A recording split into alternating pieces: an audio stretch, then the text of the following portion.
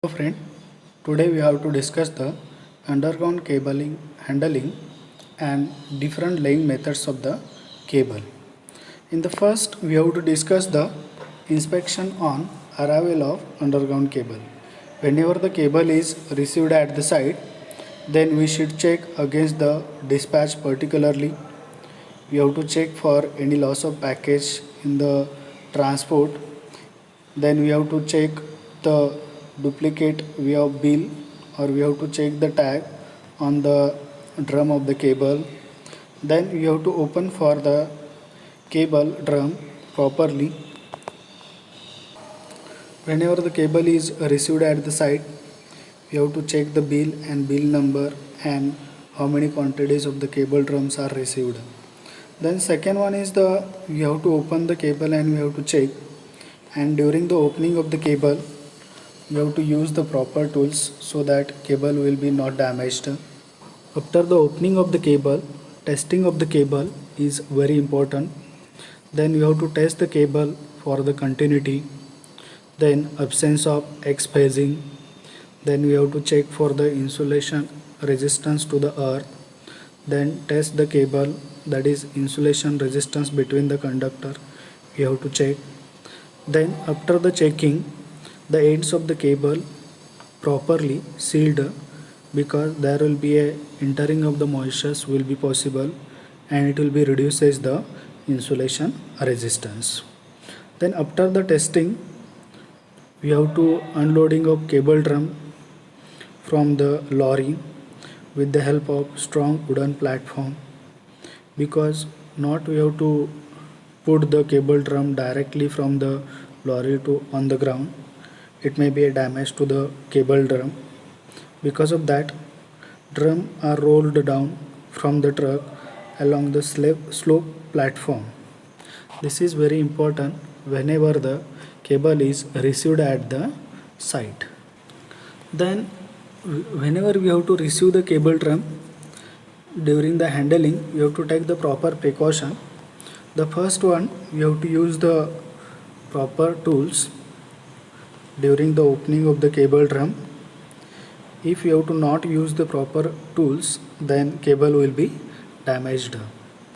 Then before laying the cable, all new cable should be tested with the help of Megger, and after the joining is completed or jointing is completed, you have to again test for the Megger for the insulation resistance. Then cable core should be tested for continuity, absence of X phasing, insulation resistance to the earth, insulation resistance between the conductor. Whenever we have to drum is rolled, then it will be rolled properly. We have to see on the drum there will be one arrow is provided. According to that arrow, we have to pull the cable, so it will be very easy to handle the cable and lay the cable. If you have to roll the cable drum in the opposite direction, then it will be very difficult to lay the cable in the trench. And last one is whenever we have to lay the cable and whenever we have to pull the cable, then for the laying purpose it will be very easy. For pulling purpose, we have to keep the cable drum on the stand, so as to it will be free movement of the cable will be possible, and we have to lay the cable very easily. Similar to the stand, whenever we have to lay the cable in the trench, you have to use the roller. Through the roller, if you have to pull the cable, then it will be very easy to laying in the trench. The next one is very important, storing of cable drum at stored yard. Whenever we have to receive the cable drum, then it will be stored in the yard, such manner that there will be a free circulation of air between them takes place. The drum are stored so that flanges are kept in the vertical direction.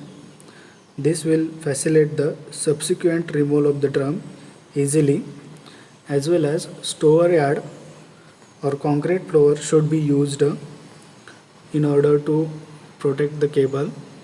The next one is the transportation and handling of cable. The cable drums are transported to the site with the help of special trucks.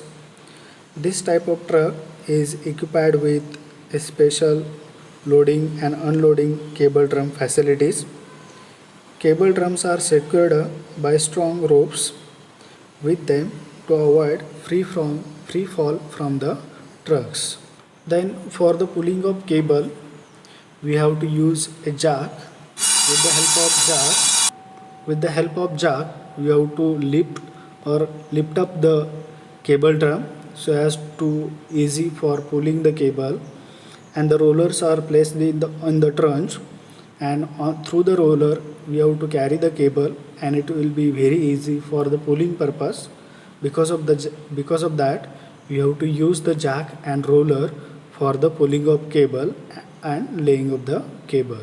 These are the cable handling equipment. First one is the jack and second one is the roller. Then we have to discuss related to the selection of cable. What are the different points we have to consider? First one is the system voltage. For what system we have to use the cable, it is very important. And what is the system voltage will be very important. Whether the system is single phase or three phase, AC or DC, it will be very important whenever we have to select the cable. Then second one is the current carrying capacity. Whenever we have to select a cable, how much amount of maximum current it will be carry the cable. According to the system requirement or system current, we have to select the cable for the application. Then third one is the mode of installation. The mode of installation determines the type of cable which is to be used.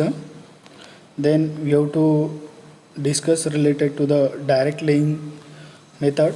Then we have to see the duct or pipe, or whether we have to lay the cable in air. These are the different factors we have to consider where we have to install the cable. Then we have to discuss related to the permissible voltage drop. The size of cable should be such that the voltage variation in the cable should be permissible of plus or minus 6% of declared voltage. Then we have to discuss related to the short circuit rating. Whenever phase to phase or phase to earth short circuit will be occurs, then very large amount of current is flowing through the cable, and it should be bearable for a short instant of time. Then the last one is very important.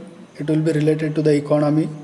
Whatever the cable we have to select it should be economical to the system. Then we have to discuss related to the laying of underground cable. First one is the route of cable. For the selection of route of cable, we have to first survey the route. Then we have to see what are the different types of obstacles are present in the route. Then we have to select a shortest possible distance.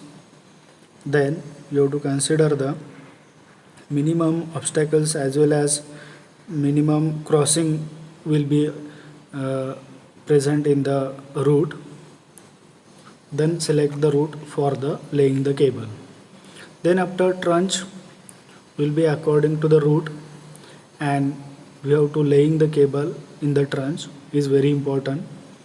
Whenever the trunch will be selected or decided, the depth of the trunch will be depending upon the system voltage. We have to shown here in the table. If the system voltage or operating voltage up to 1.1 kV, then the depth of the trunch is 45 plus radius of the complete cable in the centimeter. If the operating voltage between the 3.3 kV to 11 kV, then the depth of the trunch 75 plus radius of complete cable in centimeter. If the operating voltage is 22 kV to 33 kV, then depth of the tranche is 100 plus radius of the complete cable. These are the according to the operating voltage we have to select the depth of the tranche. Then unwinding of the cable from the cable drum, it is very important. Tranche is ready, then we have to take the cable from the drum and we have to lay in the trench. For that purpose, with the help of jack, we have to lift up the cable drum and we have to put the rollers in the trench. Through the roller, we have to pull the cable so as to pulling purpose it will be a very easy. After that, we have to lay the cable in the trench properly. Then we have to discuss the different cable laying methods. In that, first one is the direct laying method we have to shown in the figure. We have to know that the depth of the trench is depending upon the system voltage. We have to already discuss the. Then width of the trench is depending upon the how much cables we have to lay in the trench. For the one single cable, the width of the trench is 0.5 meter. If you have to require the more cables accumulate in the same trench, then the horizontal distance between the or spacing between the two cables should be 0.25 meter to the 0.4 meter consecutive cables. See, in the trench at the bottom you have to fill with the sand. Then on that sand we have to put the cable. Then with the help of bricks we have to, or with the help of concrete cover, we have to cover the cable. Then trench is filled with the backfilling and we have to cover the, or we have to protect the cable from the outer side particles. The next method is draw-in system or ducts. See, there will be a 4 ducts are present. Through that duct we have to passing the cables and there will be a specific distance should be maintained between the ducts. The specific distance between the two ducts should be a 25 centimeter to 75 centimeter will be maintained to the adjacent pipes. The next method is solid system. The cables are laid in the throughs made up of stone wire or wood or concrete cover or cast iron and which are filled in with bituminous materials. The next method for the laying is laying of cable in tray. These trays are made up of MS sheet and supported on steel framework, and it will be a very important where in tunnels where we have to lay the cable in the tray. Then second method is laying of cable on buckets. These laying methods are used inside the buildings, or this system is employed for big factories, generating stations, power stations, tunnels, powerhouses. For that purpose, we have to laying the cable in the bucket or tray. The next one is the laying cable on racks. We have to lay the cable on racks or directly laying the cable with the help of cleat. It will be on the wall. On the wall we have to cleated the cable. In cases of bridges, from the below the bridges we have to cleat the cable properly with the help of cleat. Then we have to consider the factors whenever the cable is laying. Suppose you have to consider the river crossing. The cable should have characteristic that it should be a double wire armored, paper insulated, lead sheathed power cable with impressive outer protective surveying. The armoring of the cable should be so strong to enough that withstand with the pressure of the tide of the fast flowing of the river water. Then we have to consider whenever the cable is laying on the bridge, the cable is laying in the ducts in the form of pipe or pipe holes. It will be covered totally for the protection purpose, and for the inspection holes with concrete covers are provided at regular interval for the maintenance purpose as well as for the inspection purpose. Then third one is the laying cable in the tunnel. Cables are normally cleated on wall or laid on the unearthed rack in the tunnel. To avoid the sag and run of cable should be kept in the straight in order to reduce the cost of the cable. Then we have to consider laying the cable in the railway track. For that purpose we have to use the cast iron or RCC pole pipes are used and laying that poles or pipes, and through that pipe we have to pass the cable, and the pipe should be laid at the depth of 1 meter below the formation level, and it should be extended minimum distance of 3 meter from the center of the outermost track of the railway electrical track. Then whenever we have to laying the power cable with the communication cable, there will be a very important that we have to maintain the horizontal and vertical distance between the communication cable and power cable should be 0.6 meter, because the interference of power cable to the communication will be happens. Because of that we have to maintain the distance of 0.6 meter between them. Then we have to consider laying the cable under the ground or under the road. Then for that purpose we have to use the cast iron galvanized steel pipe or reinforced concrete pipe. We have to lay them, and through that we have to carry the cable. These are the different obstacles or factors to be considered during the laying the cable. And during the laying the cable there will be one more important point is manhole. After a certain distance along the route of the cable we have to provide the manhole. This will be very important to pull the cables during the installation, as well as whenever the maintenance work is carried out. The manholes are very important, and these will be provided at particular distances along the route of the cable. Then we have to discuss whenever the laying of cable and there will be different obstacles are present along the route of the cable, then we have to maintaining the distance between the obstacles. Then suppose we have to laying the cable nearer to the building, then the clearance between the cable and building should be 0.6 meter.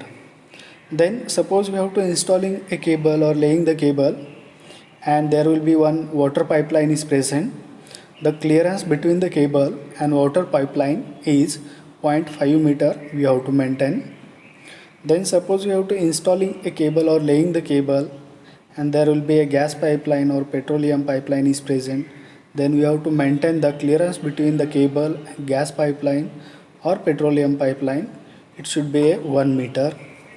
Then suppose you have to laying the cable, there will be electrified railway is present, then distance between the cable or clearance between the cable and electrified railway is 10 meter.